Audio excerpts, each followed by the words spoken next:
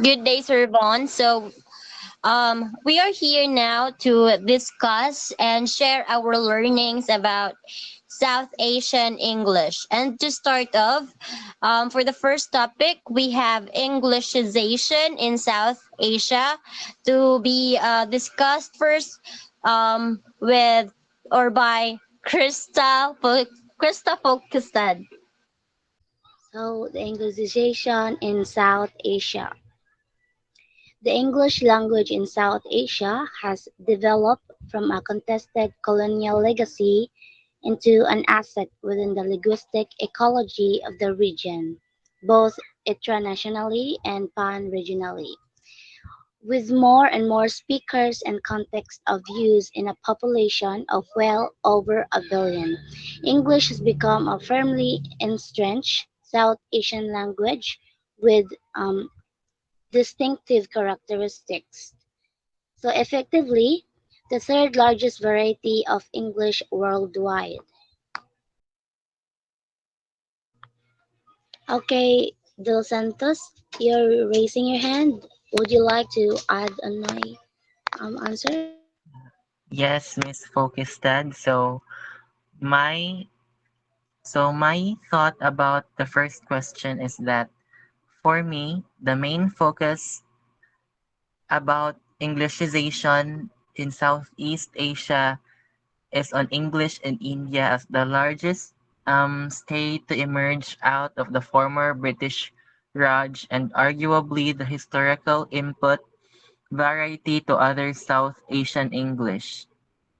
In presenting distinctive features of Indian English, vis-a-vis or other South Asian Englishes. The other notion of Indian English as the regional epicenter is also taken into account. Yes, you're right. You have a point of that. Yes, Janabel? Yes, I just want to add up more and yeah. So furthermore, the use of English has become a social and cultural marker with code mixing being a widespread phenomenon among multilingual South Asian language users. Code mixing with English has provided a means of register and style identification and has come to signify a highly educated, modern, and westernized identity. So, sa kani po siya kanang however tungod sa pag-usab-usab sa paggamit gani sa English sa tibuok kalibutan kanang kada usahay na adyoy mga kabalaka bahin sa possible nga pagkawala sa mga kuan kanang mga ilahang language gani og sa ilahang culture. So maayo ra gyud nga atimanon sad ang importance sa usa ka language sa kanang sa South Asia o ipadayon ang pag-promote sa pag-ila sa ilahang kanang kuan gani ilaha yung language. So kay kuan man sad kanang sila raman po makabenepisyo or like maka-benefits sa kuan pagkuha ato sa ilahang main nga language or like katoy yung language. Thank you for your insight, Miss Janabel. Thank you so much for those information, team. So, since we're done with our first topic, let's move on to the second one, which is the South Asian attitudes towards English. And we have now Miss Andales to discuss furthermore. Complex and continuous issue of English in South Asia continues to generate debate and speculation about its future role in the region. Despite attempts to phase out English, its functional domains have expanded, and it has become a vehicle for national unity and pan Indian cultural and political awakening. Makan, do you have any idea? Yes, I have an idea. So I I agree what you said earlier, but however, attitude towards English remain divided, with some advocating for its retention as a foreign language, while others reject it outright. There are also divergent views on how English should be situated with the multiplicity of South Asian languages, with some focusing on formal differences between South Asian and British or American Englishes, while others emphasize its linguistic and cultural contextualization in the region. I believe that as South Asia continues to navigate its linguistic landscape, it will be important to consider these varied perspectives in developing language policies that reflect the region's unique cultural and what we call linguistic diversity. That's all. Thank you. On you, Hook Andrew, do you have any idea? Yes, Miss Andales. So overall, South Asian have a positive attitude towards English. English is seen as language of opportunity and a way to access global culture and ideas. For many South Asians, English is also seen as an important tool to improve their economic prospects. English is often seen as a way to bridge the gap between different cultures, allowing South Asian to interact easily with the rest of the world. English is also seen as a marker of prestige and a symbol of modernity, which many South Asians aspire to. That's all, Andales. Thank you, Makan and Yuhoko, for your brief explanation. So as I can see, Rigodon raising her hand.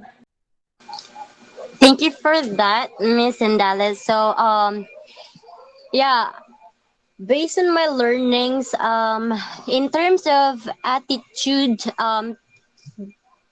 from the South Asians, so South Asians are divided, not in unity about English as about indigenous languages. So the attitudes of South Asians towards English amount to what Cashrew, she or he defines it as schizophrenia. So schizophrenia is a serious mental illness that affects how a person thinks, feels, and behaves. And that's what they feel towards the English at that time. So there are three categories of opinion continue to make themselves apparent. The first one is the westernization or technological progress view. Second, the absolute rejection view, and the third, a somewhat neutral position in which English would be retained as one of the foreign languages, but not in competition with local languages. That would be all. So thank you, Rigodon, for your answer. All right, great explanations and learnings we have there, team. But that's not it. Mr. Villamore and Miss Putut wants to share their learnings about our third topic, which is the status of South Asian English. All right, Mr. Villamore, can you tell us something about it? Yeah. So here are my insights about the third topic, which is the status of South Asian English. So English remain a foreign language in India for the next several decades.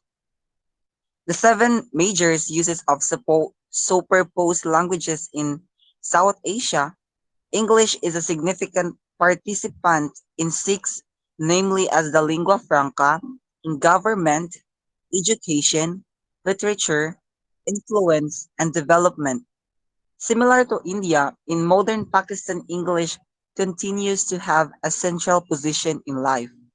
The position of English in science and technology, media, international communication, and creative writing remains unique remains unquestionable in multilingual Pakistan as it is in the India and Sri Lanka.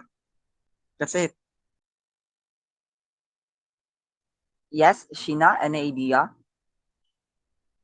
To furthermore, the status of South Asian English, it joined the repertoire of languages spoken in South Asia as its use increased, particularly in the social and political environment that emerged after the country's formal declaration of independence in 1947 and the ensuing rise in literacy.